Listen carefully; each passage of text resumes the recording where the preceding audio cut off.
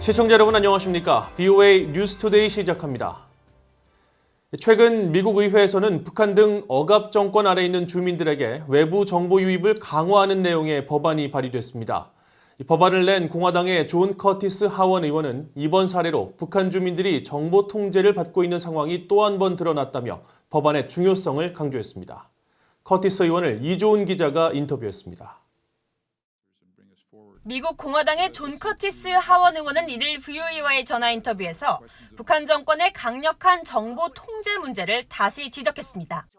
그동안 북한의 김정은 위원장이 모습을 드러내지 않으면서 그를 둘러싼 건강 이상설 등 여러 의문들이 이어졌는데 북한 주민들은 김 위원장 상태에 대한 어떤 정보도 듣지 못하고 있다는 겁니다. We don't know what's going on there. And they're able to control the flow of information, and there couldn't be a better example of why this act is needed and the funding is so critical. 커티스 의원은 그러면서 갈수록 심해지는 북한 정권의 정보 통제는 주민들에 대한 인권 침해로 직결된다고 지적했습니다. North Korea is the most closed-off society in the world, and it's increasingly hard to get accurate information out of North Korea and to see what's going on. And when that happens, it's easy for a dictator to be oppressive, to violate human rights, and of course there's much suspicion that that's happening in North Korea. 커티스 의원은 지난달 27일 하원 외교위 핵심 의원들과 함께 전 세계 인터넷 자유 강화를 위한 오픈 테크놀로지 기금 승인 법안을 발의했습니다. 북한 등 압제 정권들이 인터넷 접근을 제한하면서 대내외 정보 유입을 차단해 주민들은 아무것도 모르게 하는 것을 막아야 한다는 겁니다. The Open Technology Fund bill develops and distributes technology to circumvent internet controls that regimes that are repressive might impose on their people. And we know the likely targets are North Korea and Iran.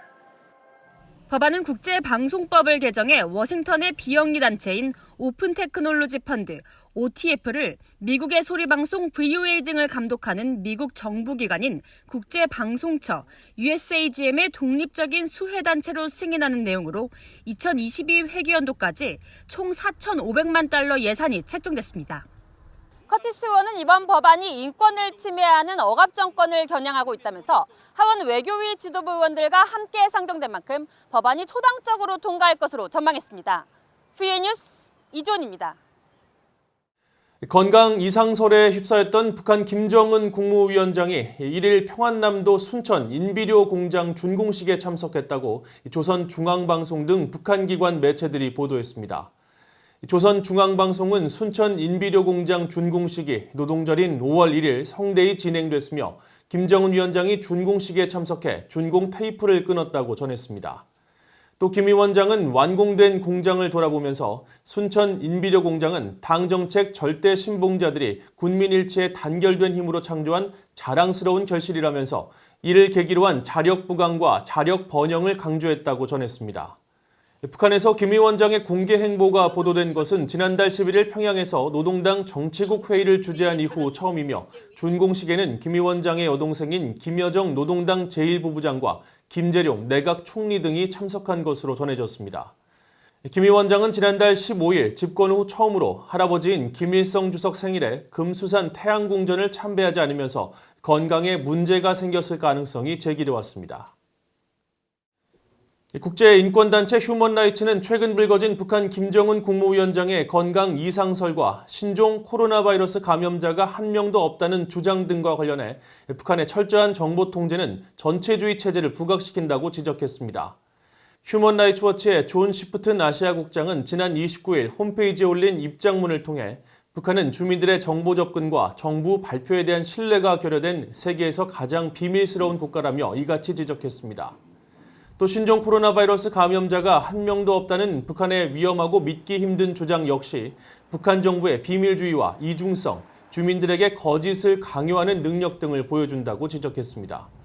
이와 관련해 시프튼 국장은 VOA에 정보 통제는 전체주의 통치의 핵심 요소라며 북한 당국의 관심사는 최고 지도자를 신적 존재로 정부를 무결하게 보이게 하는 것이지만 지도자가 무력해지면 심각한 사회적 혼란이 야기되고 주민 인권에도 큰 영향을 준다고 지적했습니다.